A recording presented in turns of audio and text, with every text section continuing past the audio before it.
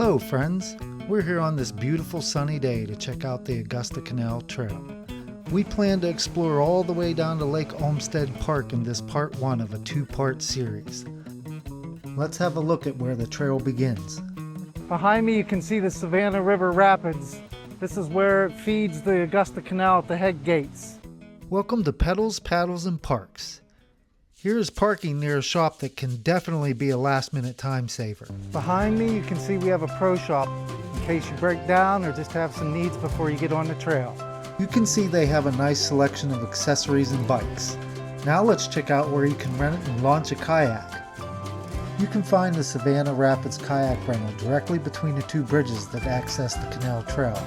I'll leave a link in the description for the pro shop and the kayak rental in case you are interested. Ahead on the trail to the right there's a nice fishing dock for any interested anglers.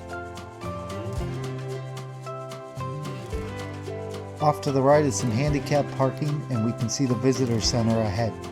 Be sure to stop by the Columbia County Visitor Center to pick up brochures that will enhance your adventure. If you're trying to find the Visitor Center, it's right down the hill once you enter through the gate. You'll find plenty of parking on both sides of the road prior to getting there.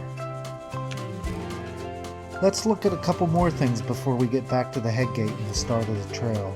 The silver roof building below us covers the dining hall, and right beside it is the barbecue pit.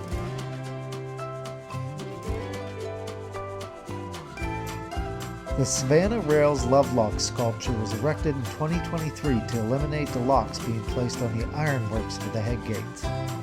Kayakers, you will continue straight for Stallings Island Launch Point, and hikers and bikers, take a right.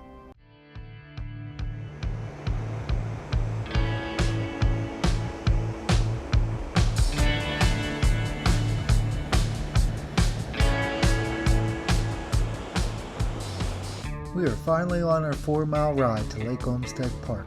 To the right you can see the bridge that serves as an access point from the pro shop and kayak rental. Before we begin, let's discuss some essential rules of the trail to ensure everyone's safety. 1. Don't feed the wildlife. 2. No horses or ATVs. 3. No alcohol. 4. No discharge of firearms or bows. 5. No hunting, camping, or fires. 6. No loud radios. 7. No jumping from bridges or other structures. Along with the rules, there are some trail etiquette. 1. Keep to the right and pass on the left. 2. Don't take up the full width of the trail. 3. Don't litter. And 4. Keep pets leashed at all times. Comment below if you spotted where I failed good trail etiquette.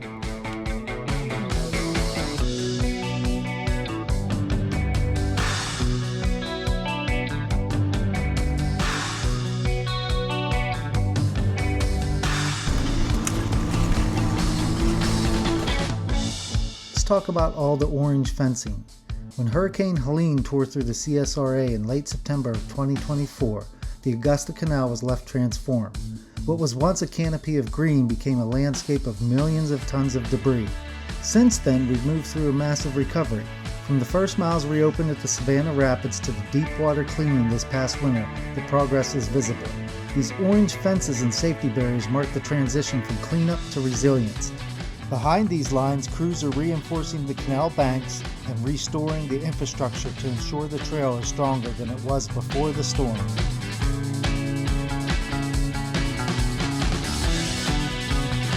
A little further up the trail is the I-20 overpass. This tells us we're getting close to the clearing.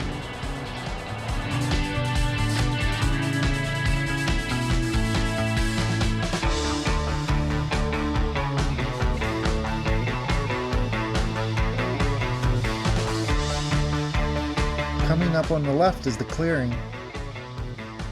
You can see the big open area behind me. Nice place to take a break after a long ride, or even come out and have a picnic.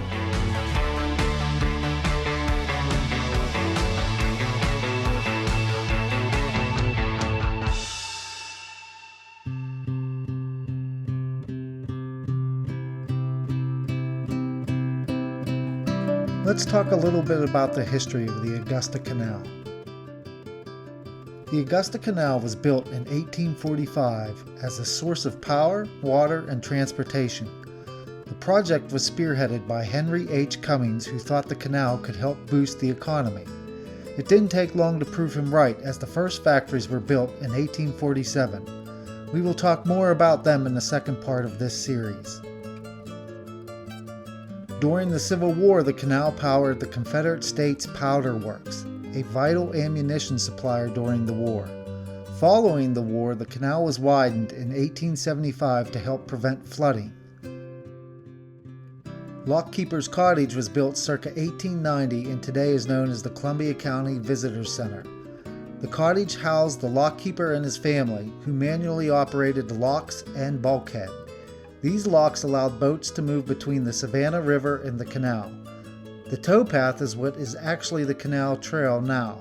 The barbecue pit, dining hall, and dance pavilion were built around the same time to be used for community celebrations. We're about to get to the pump house, so we'll visit more history in the next video.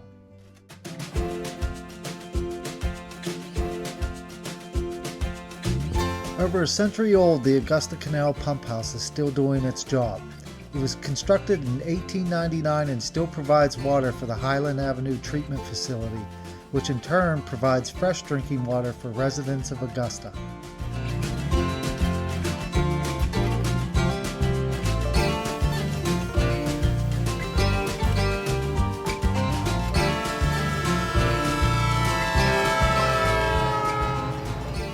After the train had passed, I was able to cross the canal and show you the parking area near the pump house off Eisenhower Drive.